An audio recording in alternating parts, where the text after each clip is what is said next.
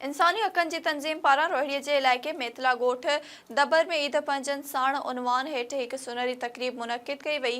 तंज़ीम जे सरपरस्त doctor प्यारो Khan फुलपोटो, chairman advocate इलाही बख़्श मेतलो, आपा ज़ुबैदा घांगरो, डॉक्टर मोहम्मद अली मेतलो ऐं ॿियनि शिरकत करे ॻोठ जे मासूम ॿारनि ऐं मिस्कीन औरतुनि में ईद जा कपड़ा विरहाया ऐं पेटे अलिफ़ जे सदर मोहम्मद ज़करिया बुढ़ो स्कूली ॿारनि में मुफ़्त किताब विरहाया। तक़रीब दौरान तंज़ीमी अॻवाननि जो चवणु हो त फाउंडेशन हमेशा ग़रीब मिस्कीन ऐं अबोझनि जी मदद कंदी आई आहे। महांगाई ऐं बेरोज़गारी सबबि मिस्कीन माण्हू बुख ऐं बदहालीअ जो शिकार आहिनि, जंहिं करे असांजो फ़र्ज़ थो बणिजे त ग़रीब मिस्कीननि जी माली सहायता कजे ऐं हिक ॿिए जे पाण में मदद करणु घुरिजे। ॿारनि जी तालीम बि हिकु अहम इशू आहे, जंहिं तरफ़ सरकारी इदारनि जो ध्यानु छिकायो वेंदो त जीअं को ॿार तालीम जहिड़े ज़ेवर खां महरूम न रही सघे। एडिशनल आईजी कराची जावेद आलम ओठो जी अहम प्रेस कॉन्फ्रेंस थी। हिन चयो त न्यू कराचीअ में अहले सुन्नत वल जमात अॻवान सलीम खत्रीअ जे क़त्ल केस में अहम अॻभराई थी आहे। न्यू कराची बिलाल कॉलोनी पुलिस जी ॻुझी इतला ते कार्रवाई कंदे फ़िरक़ेवार टारगेट किलिंग में मुलविस 3 दहशतगर्दनि खे गिरफ़्तार करे वरितो आहे। हिन वधीक चयो त हिकु सोची सम्झी साज़िश तहत रमज़ानुल मुबारक में फ़िरक़ेवार फ़साद कराइण जी कोशिश कई वई। गुज़िरियल कुझु हफ़्तनि खां कराची में टारगेट किलिंग जो सिलसिलो शुरू थियो हुयो। गुलिस्तान जोहर में तालीमी माहिर ख़ालिद रज़ा ऐं मुफ्ती अब्दुल क़यूम खे निशानो बणायो वियो। एडिशनल आईजी कराची चयो त टिनी ॼणनि जा क़त्ल केस हल थी विया आहिनि। मुफ्ती अब्दुल क़यूम जो क़त्ल ज़ाती तकरार जो निशानो हो।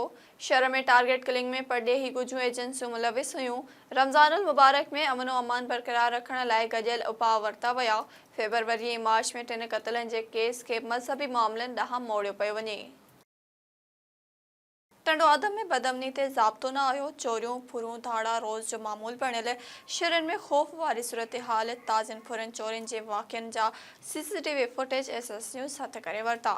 टंडो आदम जे चाकी पाड़ी मां किरियाने जी दुकान तां ॿिनि अणॼातल हथियारबंदनि दुकानदार इरफान अंसारी ऐं संदसि दोस्त खां फुर करण जी कोशिश कई।